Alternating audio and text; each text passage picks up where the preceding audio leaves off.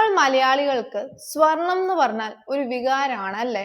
കല്യാണം ആണെങ്കിലും ഇൻവെസ്റ്റ്മെന്റ് ആണെങ്കിലും സ്വർണം തന്നെയാണ് മുൻപിൽ. പക്ഷെ ഇപ്പോൾ സോഷ്യൽ മീഡിയയിൽ ഒരു വലിയ ചർച്ച നടക്കുകയാണ്. പ്രധാനമന്ത്രി നരേന്ദ്രമോദി സ്വർണം വാങ്ങുന്നത് കുറയ്ക്കണം എന്ന് പറയുന്നു. എന്തിനാണെന്നറിയാവോ?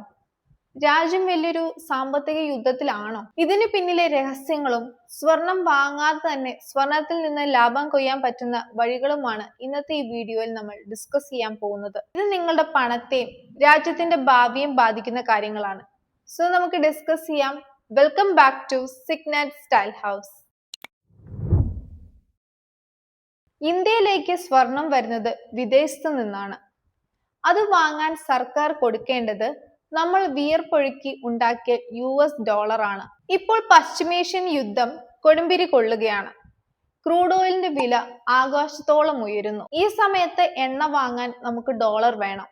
നമ്മൾ എല്ലാവരും കൂടി സ്വർണം വാരിക്കൂട്ടിയാൽ നമ്മുടെ ഫോറിൻ റിസർവ് കാലിയാവും. അത് സംഭവിക്കാതിരിക്കാൻ വേണ്ടിയിട്ടാണ് നമ്മുടെ പ്രധാനമന്ത്രി നമ്മളോട് ഇക്കണോമിക് പേട്രിയോട്ടിസം അഥവാ സാമ്പത്തിക ദേശസ്നേഹം കാണിക്കാൻ ആവശ്യപ്പെടുന്നത്. സ്വർണം കുറച്ചു വാങ്ങിയാൽ രൂപയുടെ മൂല്യം ഇടിയാതെ നമുക്ക് പിടിച്ചു നിൽക്കാം. അപ്പം നിങ്ങൾ ചോദിക്കും, നിങ്ങളുടെ ഇൻവെസ്റ്റ്മെന്റ് മുടങ്ങിയില്ലേന്ന്?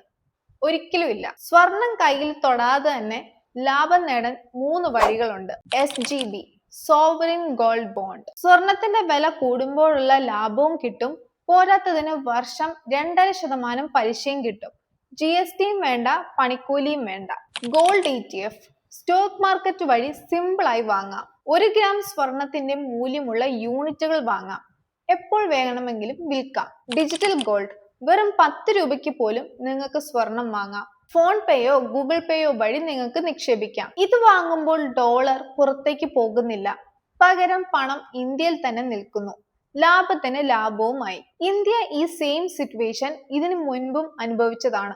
1991 ഇന്ത്യയുടെ അടുത്ത് വെറും 2 ആഴ്ചത്തെ ഇറക്കുമതിക്കുള്ള പണം മാത്രമേ ഉണ്ടായിരുന്നുള്ളൂ. അന്ന് ഗൾഫ് യുദ്ധം കാരണം എണ്ണ വില കൂടി, രാജ്യം പാപ്പരാകാൻ പോയി. അന്ന് വേറെ വഴിയില്ലാതെ റിസർവ് ബാങ്ക് അവരുടെ കയ്യിലുണ്ടായിരുന്ന 67 ടൺ സ്വർണം വിമാനം വഴി സ്വിറ്റ്സർലൻഡിലേക്കും ലണ്ടനിലേക്കും കൊണ്ടുപോയി പണയം വെച്ചു. ആ ഒരു നാണക്കേട് ഇനി ഇന്ത്യക്ക് ഉണ്ടാവരുത്.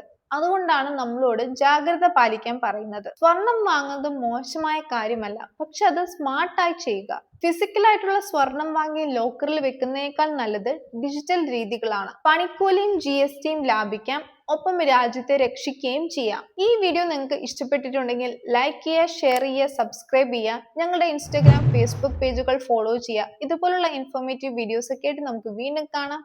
ബൈ.